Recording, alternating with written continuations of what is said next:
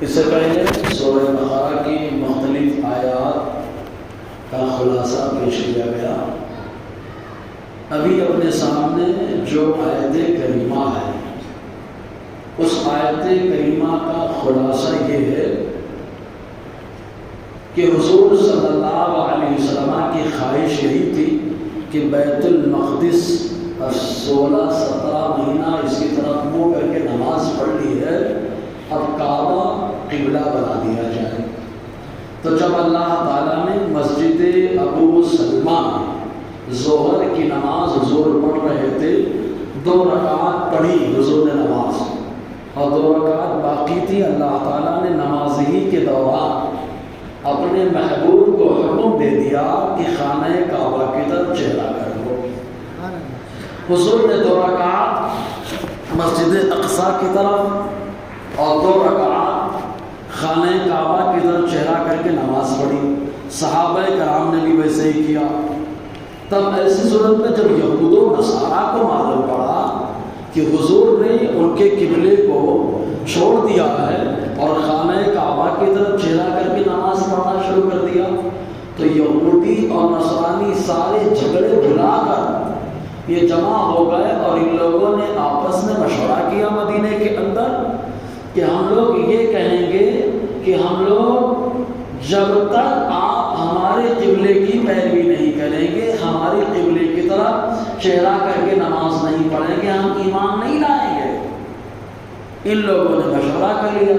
جب ان لوگوں نے مشورہ کیا تو اللہ تعالیٰ نے اپنے محبوب کو آیت کریمہ کے ذریعے سے آگاہ فرما دیا اور ارشاد فرمائے، محبوب یہ نفس پرست ہیں، خواہش پرست ہیں، طبیعت کے حساب سے چلتے ہیں، تو اگر ان کے پاس آپ مکمل دلائل اور معجزات اور وہ تمام جو ہے برہان لے کر کے آ جائیں تب بھی یہ آپ کی قبلے کی پیروی نہیں کریں گے، تو آپ ان کی طرف دھیان ہی مت دو، آپ کی جو خواہش ہے خانہ کعبہ کی طرف چہرہ کرنے کی، آپ ادھر ہی چہرہ کر کے نماز پڑھو۔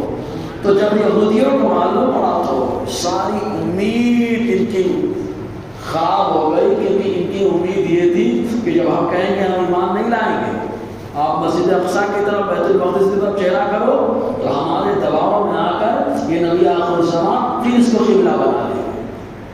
تو اللہ تعالیٰ نے بتا دیا، محبوب آپ کو ان کی بات سننا ہی نہیں ہے، آپ کو تو اسی پہ عمل کرنا ہے جو آپ کے رب نے آپ کو حکم عطا فرما دیا۔ تو ان کی مکمل کہیں پہ پر پٹی کھل کر کے رکھ گئی۔ اللہ تعالیٰ فرماتا ہے، وَلَئِنْ أَتَيْتَ الَّذِينَ أُوتُوا الْكِتَابَ بِكُلِّ آیَةٍ، اے محبوب پہلے یہ سب ہے اوت الکتاب، جن کو کتاب سے نوازا گیا، جن کو کتاب سے نوازا گیا وہ 3 طرح کے لوگ ہیں۔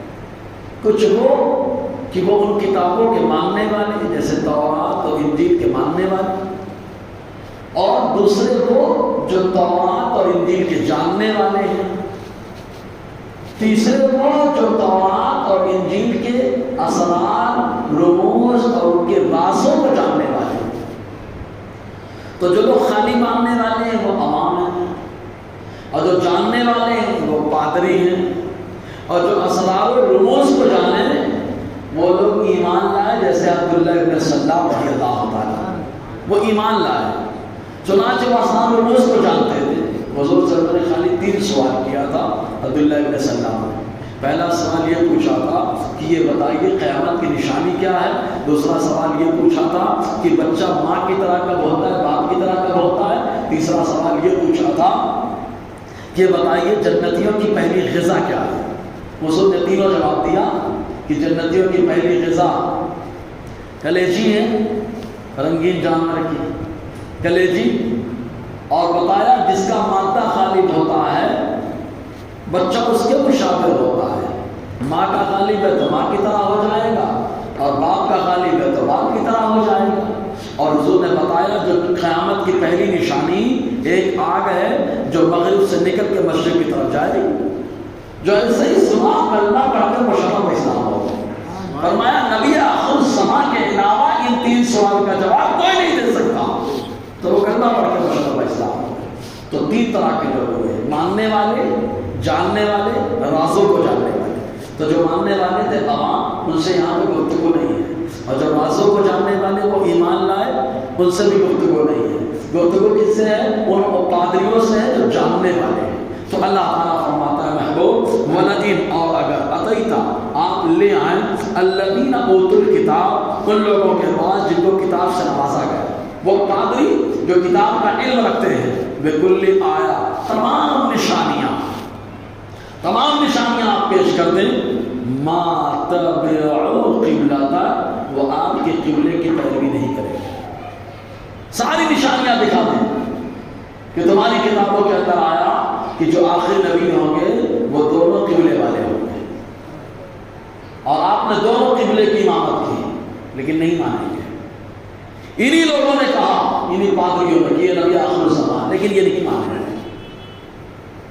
تو جو جاننے والے تھے انہوں نے انکار کر دیا، اور جو ماننے والے تھے تو کچھ معلوم ہی نہیں ہے، اور جو اسرار رموز کو جاننے والے تھے وہ ایمان لے آئے، اور جو تورات کو جاننے والے ایمان نہیں لائے۔ ان میں ایک مثال اور، ایک شخص ہے بہت بڑا پادری تھا اور یہودیوں کا بڑا عالم بھی تھا، جس کو لوگ ابن سوریا کہتے تھے، بہت بڑا عالم تھا۔ اس کو جب خبر لگی کہ نبی آخر الزمان صلی اللہ علیہ وسلم مدینہ آ گئے، تو یہ حضور کے پاس آیا، بہت ڈھیر سوال کیے اس نے، جیسے پہلا سوال یہ بچہ کس کی طرح ہوتا ہے، تو اس نے جواب دے دیا۔ اس نے کہا یہ بتائیے کہ بچے کا کون سا حصہ ماں کے مادے سے بنتا ہے اور کون سا حصہ باپ کے مادے سے بنتا ہے؟ تو اس نے بتایا جو نرم حصے ہیں، گوشت ہے، خون ہے، اور جو بھی نرم ہے، گوشت، خون، کھال، تو یہ ماں کے مادے سے بنتے ہیں۔ ہڈی، پٹھے اور اس کے علاوہ جو سخت چیزیں ہیں یہ باپ کے مادے سے بنتے ہیں۔ کہا آپ نے بالکل صحیح کہا ہے۔ پھر اس نے کہا جنتیوں کی پہلی غذا، حضور نے فرمایا بھائی کلیجی، جانور کی، رنگی جانور کی۔ پھر اس نے کہا اچھا یہ بتائیے آپ کے اوپر وحی لے کر کے کون آتا ہے؟ حضور نے فرمایا جبرائیل لے کر کے آتے ہیں۔ کہا لو اب تو میں بھی کام نہیں لاؤں گا۔ حضور نے فرمایا کیوں؟ کہا جبرائیل ہمارے دشمن ہیں۔ کہا کیسے دشمن؟ کہا جبرائیل ہمارے اوپر عذاب لے کر کے آتے ہیں، اس وجہ سے انکار کر دیا۔ دیکھیں جو ماننے والے تھے وہ حسد کی بنا پہ انکار کر دیے، اور جو رازوں کو جاننے والے تھے وہ کلمہ پڑھ کر مشرف اسلام ہو گئے۔ تو یہاں جاننے والوں سے بات ہو رہی کہ محبوب ساری نشانیاں آپ بتا دو، تب بھی وہ آپ کی قبلے کی پیروی نہیں کرے۔ اچھا ایک بات اور سمجھ میں آئی، ہجرت کر کے جب حضور آئے تو مسجد اقصی اور بیت المقدس کو قبلہ بنایا 16 مہینے یا 17 مہینے۔ اس کے بعد خانہ کعبہ کو قبلہ بنا دیا۔ اب تو منسوخ ہو گیا وہ قبلہ، ریجیکٹ ہو گیا، کینسل ہو گیا، ہے نا۔ اب اگر کوئی کہے یار دونوں کی طرف تو حضور نے نماز پڑھی ہے، ادھر بھی پڑھی ہے ادھر بھی پڑھی ہے، چاہے ادھر نماز پڑھو چاہے ادھر نماز پڑھو، نہیں چلے گا۔ اب قبلے کی طرف خانہ کعبہ کی طرف چہرہ کر کے ہی نماز پڑھنی پڑے گی۔ کیوں؟ وجہ تو کہا وہ حکم ریجیکٹ اور کینسل ہو گیا۔ اب اگر کوئی اس پر عمل کرے گا تو یہ طبیعت پر عمل ہے، شریعت پر عمل نہیں ہے۔ طبیعت پر عمل ہے، شریعت پر عمل نہیں ہے، اور طبیعت پر عمل کرنے والا کیسا آگے آئے گا۔ تو معلوم یہ ہوگا کہ جو حکم ریجیکٹ ہو گیا ہو، کینسل ہو گیا ہو، اس پر عمل کرنا یہ تباہی کا ذریعہ ہے۔ جیسے پہلے شراب حلال تھی، بعد میں حرام ہو گئی تو ریجیکٹ ہو گئی۔ اب اگر کہے کوئی کہ پہلے تو حلال تھی نا پی لو، تو اب طبیعت پر عمل ہے، سزا کا مستحق بنے گا۔ اللہ تعالیٰ فرماتا ہے محبوب آپ کی قبلے کی پیروی نہیں کریں گے۔ اچھا یہود و نصارہ نہیں کریں گے، یہود و نصارہ نہیں کریں گے۔ حضور کے صحابہ نماز میں حضور گھومے، صحابہ بھی گھوم گئے، سبحان اللہ۔ یہود و نصارہ نہیں گھوم گئے، نہیں مان گئے، لیکن صحابہ نے بغیر چھوٹ چھاٹ کے مصطفیٰ کی بات پر عمل کیا۔ اسی لیے صحابہ کا مقام تمام انسانوں میں انبیاء اور مرسلین کے بعد افضل ہے۔ کیوں؟ اس لیے کہ بغیر چھوٹ چھاٹ کے صحابہ حضور کی بات کو مانتے ہیں، بغیر چھوٹ چھاٹ کے۔ حضور نے کر دیا، صحابہ کر رہے ہیں، حضور نے کہہ دیا، صحابہ مان رہے ہیں۔ کبھی دیکھا آپ نے کہ کسی صحابی نے یہ کہا ہو حضور ہم نے تو اللہ کو دیکھا نہیں ہے، ہم کیسے مانیں کہ اللہ کبھی دیکھا کہ کسی صحابی نے کہا کہ جنت کو نہیں دیکھا؟ آپ بتا رہے ہو ایسی ہے جنت، اتنی خوبصورت ہے، اتنے درجات ہیں اور یہ نعمت ہے اس کے اندر، ہم نے تو دیکھا نہیں۔ آقا نے خالی اتنا کہا، بخاری کے حدیث میں، ممبر پہ بیٹھ کر حوض کوثر کو دیکھا۔ کسی صحابی نے کہا کہ آپ نے کیسے کہہ دیا، ہم نے تو نہیں دیکھا؟ کیوں؟ صحابہ جانتے ہیں مصطفیٰ جو کہتے ہیں وہ سچ کہتے ہیں، ہے نا؟ تو اگر چپ چاپ کے مان رہے ہیں اس لیے ان کا مقام بلند ہوا ہے۔ آج شریعت میں جو کلام کرتا ہے ایسا کیوں؟ ایسا کیوں؟ وہ آدمی ٹھوکر کھا رہا ہے، اور جس نے کہا میرے اللہ نے حکم دے دیا، عمل کر رہا ہے، اللہ اسے ترقی عطا فرمائے، آسمان لینا۔ چوچا والا در در کے ٹھوکر کھا رہا ہے اور بغیر چوچا کے ماننے والا اللہ تعالیٰ اسے ترقی عطا فرمائے۔ آپ دیکھنا صحابیوں میں سب سے افضل مقام ابو بکر کا کیوں رہا؟ وجہ کیا؟ بس ایک مثال دیتا ہوں۔ معراج کی رات حضور آئے سوے، ہنگامہ کر دیا کفار نے کہ آپ کے حضور کیسے گئے رات میں، کیسے آ گئے، اتنی دور یہ وہ ہے۔ ابو جہل نے آ کر ابو بکر سے کہا کہ آپ کو معلوم ہوا آپ کے ساتھی نے کیا کہا ہے؟ تو ابو بکر نے کہا کیا کہا؟ کہا رات میں گیا مسجد اقصیٰ، نماز پڑھائی، پھر وہاں سے آسمانوں کی سیر کر کے جنت جہنم سب کچھ دیکھ کر کے حتیٰ کہ اللہ تعالیٰ کو بھی دیکھ کے آیا۔ کیا ایسا ہو سکتا ہے؟ تو ابو بکر نے یہ نہیں کہا ارے یہ کیسے کہہ دیا، یہ سب نہیں بولنا چاہیے تھا، بلا وجہ ہنگامہ ہو گیا۔ ابو بکر نے کہا میرے نبی نے اگر کہا ہے تو سچ کہا، یہ نہیں کہا کہ ایسا نہیں بولنا تھا، بلا وجہ ہنگامہ کھڑا ہو گیا، نیا نیا شوشہ آ گیا، لوگوں میں فتنہ پھیل گیا۔ انہوں نے یہ نہیں کہا، ابو بکر نے کہا نبی نے کہا تو سچ کہا، ہے نا؟ سچ کہا۔ اور حضور کے پاس گئے تو یہی تو پوچھا سرکار کیفیت بتا دیجیے معراج کی کیسی کہی ہے؟ یہ نہیں کہا کہ آپ کو نہیں بولنا تھا۔ معلوم یہ تھا کہ شریعت نے جو چوک چاک کیے بغیر خاموشی سے مان لیتا ہے اللہ تعالیٰ، ابو بکر صدیق نہیں بناتا تو کم سے کم غلام صدیق اکبر ضرور بنا دیتا، ہے نا؟ چوک چاک، تو صحابہ نے بغیر چوک چاک کے مانا۔ معراج ہجرت کی رات حضرت علی کو بستر پہ لٹایا، حضرت علی نے یہ نہیں کہا کہ سرکار خطرہ ہے، لوگ قتل کا منصوبہ بنا چکے ہیں، آپ تو خود جا رہے ہو، مجھے بستر پہ لٹا رہے ہو، یہ حملہ کریں گے، مجھے نقصان ہوگا، نہیں کہا۔ کیوں؟ کیونکہ معلوم ہے کہ مصطفیٰ سب جانتے ہیں، اس لیے کہ علی لیٹ جاؤ بستر پہ، تمہیں کچھ کوئی نہیں کر پائے گا، امانتیں دے کر کے آ جانا۔ تو بغیر چوچا کے حضرت علی نے مانا، تو مصطفیٰ نے ادھر ادھر نہیں لٹایا، ڈائریکٹ اپنے بستر پہ لٹا دیا، ڈائریکٹ بستر پہ لٹا دیا۔ یہ نہیں بہت کمال کی بات ہے، بغیر چوچا کے۔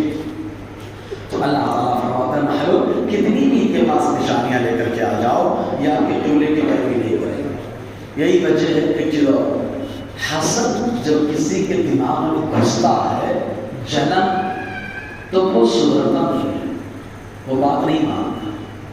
ایک مثال تو آپ دیکھیں، ابلیس حضرت آدم علیہ السلام سے حسد کرتا رہا، ہمیشہ کے لیے مردود ہو گیا اللہ کے بعد۔ قابیل حابیل سے جلا، حابیل سے جلا، باپ کی بارگاہ، نبی کی بارگاہ، اللہ کی بارگاہ، سب کی بارگاہ سے مردود ہو گیا۔ جو جلا، حسد کیا، حاسد کا ایک ہی علاج، شاید سعدی شیرازی رحمۃ اللہ علیہ فرماتے ہیں حاسد قبر میں جائے گا تو لوگ اس سے سکون پائیں گے لیکن وہ نہیں سکون پائے گا۔ کیوں؟ اس لیے کہ حسد اس کی بیماری اس کے پاس ہے، وہ جھیلتا رہے گا۔ اور حسد کے بارے میں آقا نے فرمایا سب سے پہلے نیکیاں برباد کرتا ہے حسد، پھر آدمی کے ایمان کو برباد کرتا ہے۔ یہودیوں کے ساتھ نہیں ہوا، پہلے نیکیاں گئی پھر ایمان چلا گئے، حضور کے قبلے کی پیروی نہیں۔ پھر اس کے بعد اللہ تعالیٰ فرماتا ہے واما تبتا قبلتا ہوں، اے محبوب آپ بھی ان کے قبلے کی پیروی نہیں کرنے والے ہیں، کیونکہ آپ کی خواہش تو خانہ کعبہ کو قبلہ بنانے کی، آپ کی پیروی کریں۔ اچھا یہودیوں کے قبلے میں بھی اختلاف ہے، بیت المقدس، لیکن دو الگ الگ جگہ ہیں۔ ایک مشرقی پوربی جانب ایک جگہ ہے جہاں حضرت مریم رضی اللہ تعالی عنہا کے گریبان میں حضرت جبرائیل علیہ السلام نے دم کر دیا تو حضرت عیسیٰ علیہ السلام پیٹ میں آ گئے۔ جگہ کو بڑا متبرک سمجھتے ہیں اسی کو قبلہ مانتے ہیں، مشرق کی طرف ہے پورا قبلہ، اور اس کے اپوزٹ سائڈ ایک پتھر ہے جس کو صحرا بولتے ہیں، یہودی اس کو اپنا قبلہ مانتے ہیں، نصرانی پوربی طرف، یہ پورب کے اپوزٹ ہٹ کے، اور یہودی اس کو قبلہ نہیں مانتے اور نصرانی اس کا صحرا پتھر کو قبلہ نہیں مانتے، خود آپس میں لڑے بھڑے ہیں، لیکن حضور کے بارے میں چاہتے ہیں کہ یہ ہماری قبلے کی طرف رخ کرے، ارے آپس میں تو کرتے نہیں ہے، حضور کیسے کریں؟ تو اللہ تعالیٰ فرماتا ہے وَمَا بَعْضُهُمْ بِتَابِعٍ قِبْلَةَ بَعْضٍ، اور ان میں کا بعض کے قبلے کی پیروی نہیں کرنے والا، بعض کے قبلے کی پیروی نہیں کرتا، جھگڑا کرتا ہے۔ اچھا ایک اور آپ دیکھنا مسلمانوں میں کتنے گروہ ہوں لیکن چند چیزوں میں اتفاق ہے، اللہ ایک ہی مسلمان مانتا ہے، صحیح ہے، اللہ ایک ہے مسلمان مانتا ہے، حضور کو اللہ تعالیٰ نے اپنا نبی اور خاص محبوب بنایا، مسلمان مانتا ہے، جنت کو مانتا ہے، جہنم کو مانتا ہے، آخرت میں حساب ہو گیا، مسلمان مانتا ہے، صحیح ہے، لیکن ان میں کنفیوژن غیروں میں، ابھی غیر مسلم بہت انڈیا میں چل رہے ہیں، سناتنی اپنے آپ کو جب بولتے ہیں تو وہ کس کی پوجا کرتے ہیں؟ بولے مجسمہ کی، اس کی پوجا کریں، آریہ سماج کا آتا ہے تو بولے اس کی پوجا نہیں ہوتی، آگ کا ہون ہوتا ہے، سمجھ رہے کہ نہیں؟ اس کی پوجا نہیں، اس کی عبادت، لیکن مسلمان میں سب اللہ کی عبادت کرتے ہیں، اللہ کے علاوہ کسی اور کی عبادت نہیں کرتے۔ مزید یہ کہ یہودیوں میں کنفیوژن، حضرت عزیر اللہ کے بیٹے ہیں تو خدا کے نہیں، سمجھ رہے ہیں؟ نصرانیوں میں کنفیوژن، عیسیٰ علیہ السلام اللہ کے بیٹے ہیں، خدا تو نہیں ہے، وہ سب کنفیوژن، آپس میں اتنا اختلاف، لیکن اختلاف کو وہ ظاہر نہیں کرتے، کیوں؟ شیطان سپورٹ میں کھڑا ہے، سمجھنا ہے؟ مسلمانوں کے خلاف سب ایک ہو جاتے ہیں، کیوں؟ آقا علیہ السلام نے فرمایا الکفر ملۃ واحدہ، کافر ایک دین ہے، سارے کافر ایک ہو جاتے ہیں، مسلمان اکیلا ہے، یہ ہر دور میں رہا ہے، بدر میں ہو اور چاہے غزوہ خندق میں ہو، ہر دور میں رہا ہے، تو اللہ تعالیٰ فرماتا ہے ان میں کا بعض کی پیروی نہیں کر سکتا، وَلَئِنِ اتَّبَعْتَ أَهْوَاءَهُم مِّن بَعْدِ مَا جَاءَكَ مِنَ الْعِلْمِ، اب یہاں کی جو آیت ہے، اور اگر تم پیروی کر لو ان کی خواہش کی بعد اس کے کہ تمہارے پاس علم آ چکا ہے، اب یہاں خطاب کس سے ہو رہا ہے؟ کس سے کہا جا رہا ہے کہ تم پیروی کر لو اگر علم آنے کے بعد انک اذا لمن الظالمین، تو ضرور تم ظالموں سے ہوگے، یہ کس سے کہا جا رہا ہے؟ کچھ لوگوں نے کہا حضور سے کہا جا رہا ہے کہ اگر اے محبوب اگر آپ نے ان کی بات مان لی کہ کعبہ کو چھوڑ کر کے مسجد اقصی کو قبلہ بنا لیا تو آپ حد سے پڑھنے والے ہو گئے، لیکن یہ صحیح نہیں ہے، کیوں؟ اس لیے کہ کعبہ کو قبلہ بنانا تو مصطفیٰ کی خواہش ہے، جب حضور کی خواہش ہو گئی تو حضور ان کی خواہش کو کیوں عمل کریں گے؟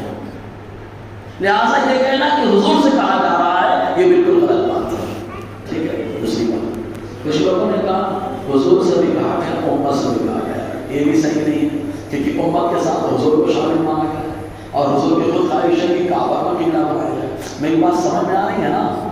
اگر آ رہی ہے تو سبحان اللہ بولیے جی۔ تو حضور کی خود کی خواہش، تو یہاں پر خطاب ہر سننے اور پڑھنے والے سے کیا جا رہا ہے، پڑھنے والا ہے، سننے والا، اگر تم نے محبوب کی خواہش کے مطابق خانہ کعبہ کو قبلہ نہیں مانا، یہودیوں کے حساب سے صحرا کو مان لیا، جانب شرقی کو مان لیا، تو تم ظالم ہو گئے، اس لیے کہ ہم نے تو تم کو اپنے محبوب کی محبت میں پیدا کیا، تو تمہارا حق یہ کہ اس کو قبلہ مانو نہ کہ اس کو قبلہ مانو۔ اچھا ایک چیز اور، یہی سے بات اور معلوم ہو گئی کہ غیروں کی خواہش پہ عمل کبھی نہیں، سمجھ رہے ہیں نا؟ غیروں کی خواہش، جیسے کہ مسلمان غیروں کو خوش کرنے کے لیے یہ تہوار بھی منا رہا ہے، وہ تہوار بھی منا رہا ہے، وہ بھی کر رہا ہے، یہ بھی کر رہا ہے، سمجھ میں آیا؟ تہوار یہ بھی لگا رہا ہے، یہ بھی پہن رہا ہے، اس کو خوش کرنے کے لیے ہاتھ میں بنوا رہا ہے، نہ جانے کیا کیا کر رہا ہے، یہ بھی کر رہا ہے غیروں کو خوش کرنے کے لیے۔ تو اللہ تعالیٰ نے فرما دیا علم آنے کے بعد اگر ان کی خواہشات پر سننے والے پڑھنے والے اگر تم نے پیروی کر لی تو تم ظالموں میں سے ہوگے، اور ظالم جو ہوتا ہے وہ اسلام کا مذاق اڑانے والا ہوتا ہے، مصلحت کا مذاق اڑانا یہ کفر ہے، ایمان سے نکلنا ہوگا۔ اس لیے خوشی کے لیے کچھ نہیں کیا جائے گا، جو بھی کیا جائے گا اللہ اس کے رسول کو خوش کرنے کے لیے کیا جائے گا۔ میں انشاءاللہ آگے گفتگو رہے گی۔ اللہ تعالیٰ ہم سب کو فیضان قرآن برکات قرآن سے